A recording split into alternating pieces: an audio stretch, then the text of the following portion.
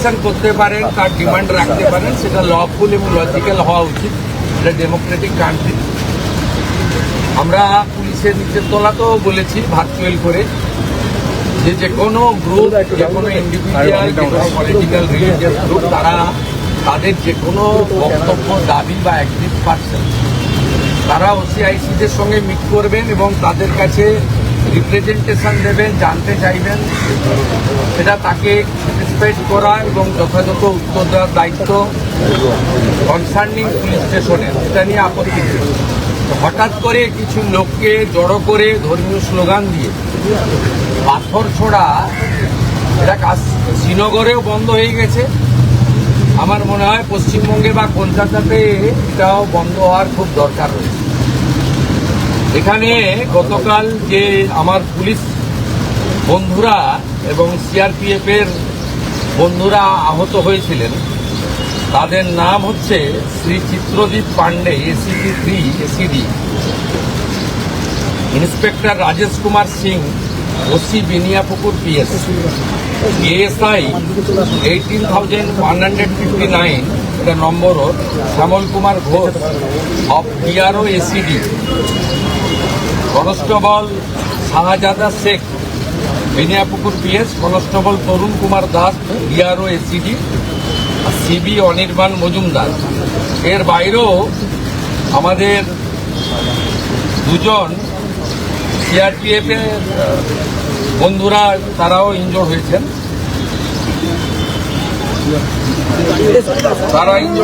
আমি মূলত এদের সঙ্গে দেখা করতে এসেছিলাম, ওদের শরীর স্বাস্থ্য কেমন আছে, ওদের ইনজুরি কেমন হয়েছে।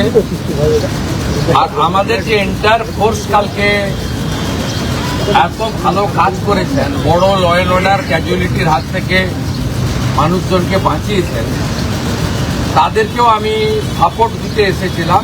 বলেছিলাম গভর্নমেন্ট আপনাদের সঙ্গে আছে, আপনারা law enforcing authority under BNS এবং জনস্বার্থে আপনারা কাজ করবেন ভয়মুক্ত হয়ে।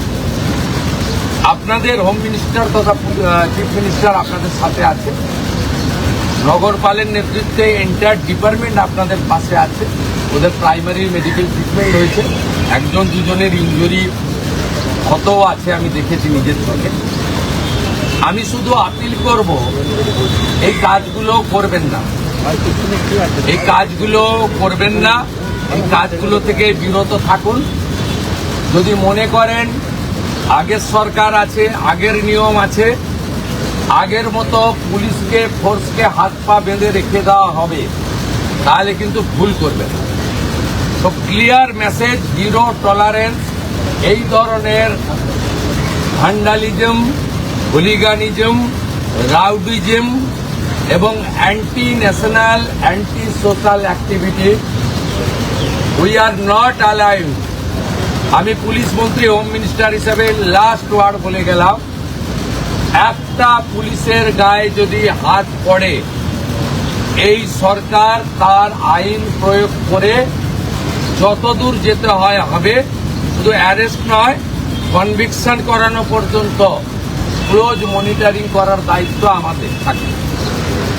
আর পুলিশের সমস্ত বন্ধুদের বলবো, বিএনএস যা বলেছে, আপনাকে ট্রেনিং পিরিয়ডে যা বলেছে, আপনার সুপিরিয়র যা অর্ডার দেবে অন স্পট, আপনি চিন্তামুক্ত হয়ে করবেন।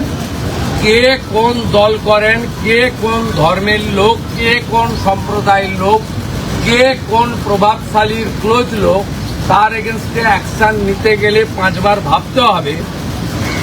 আপনারা এই চিন্তা মুক্ত করুন। মাননীয় প্রধানমন্ত্রী বারে বারে বলেছেন, বেঙ্গলে ভয়ে আউট, ভরসা ইন।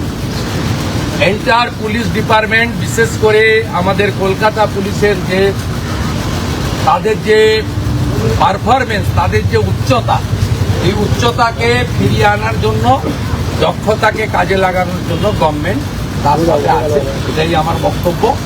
আমি খুব হ্যাপি, এখানকার ইনভেস্টিগেটিং অফিসার এবং সুপিরিয়র পুলিশ অফিসাররা ইতিমধ্যে 40 জনকে গ্রেপ্তার করেছে এবং নগরপাল নিজে এটাকে, আমাদের সিপি নিজে এটাকে মনিটরিং করছেন লফুল অ্যাকশন আন্ডার বিএনএস যেটা করার দরকার সেটা আইনগতভাবে তারা করবে।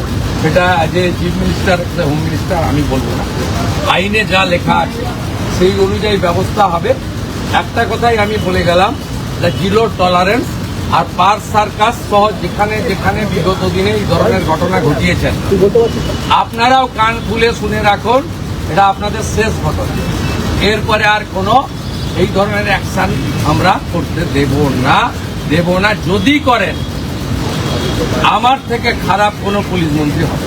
दादा कश्मीर में जो पत्थर चलता हुआ देखा हमने, कश्मीर में जिस तरह से पत्थरबाजी होती थी, कल वही नजारा पाक सर्कल में भी देखने को मिला।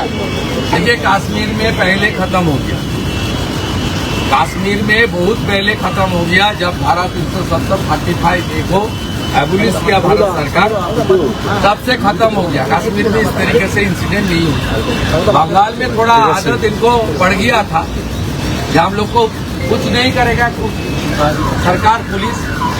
पुलिस को अंदर भी डर का माहौल था, लेकिन डर का माहौल भाग गया।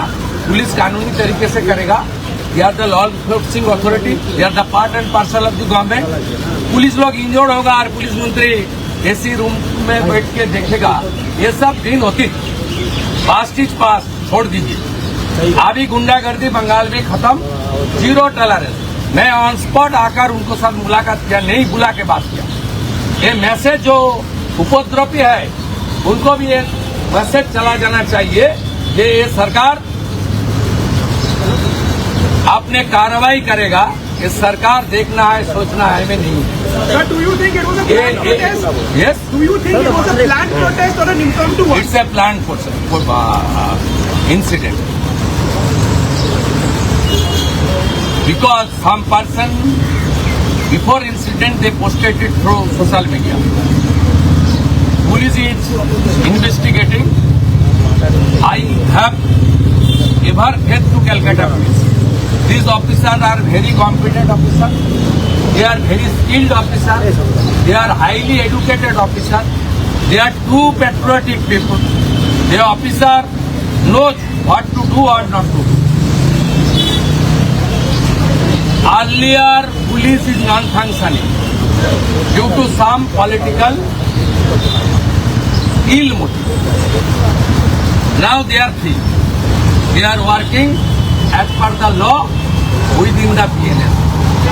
And the main principle of our constitution or the people of the people by the people.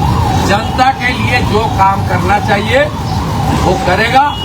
Superior police officer जो आदेश करेगा, ये डिसिप्लिन ऑर्गेनाइजेशन ये करेगा। और बाकी कलकत्ता पुलिस का ट्रेन और मॉडर्नाइजेशन, इंफ्रास्ट्रक्चर, लॉजिस्टिक सपोर्ट, ये सब हम लोग विद इन 6 मंथ, अब देख लेना कलकत्ता पुलिस सबसे अच्छा पुलिस बन जाएगा। उनको सपोर्ट देना चाहिए। अभी हम लोग सेंट्रल होम मिनिस्ट्री से रिक्वेस्ट करूंगा, जो 40 कंपनी पैरामिलिट्री है, ऑल्टरनेट अरेंजमेंट तक उनको यहाँ रखना चाहिए।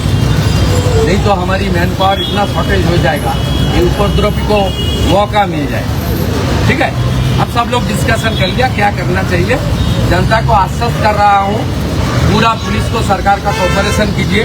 और कोई एग्रीवनेस है, कोई पुलिस के खिलाफ, कोई किसी का खिलाफ कोई शिकायत है, तुरंत आकर OCIC से मुलाकात कीजिए। OCIC का खिलाफ कुछ है तो DC का साथ मुलाकात कीजिए।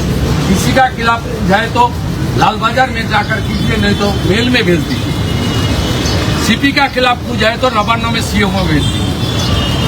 सब हम लोग देख लेंगे, लेकिन हाथ में पत्थर उठाना, पत्थरबाजी करना और रिलीजियस नारा के साथ गुंडागर्दी करना, ये बंगाल में नहीं होगा।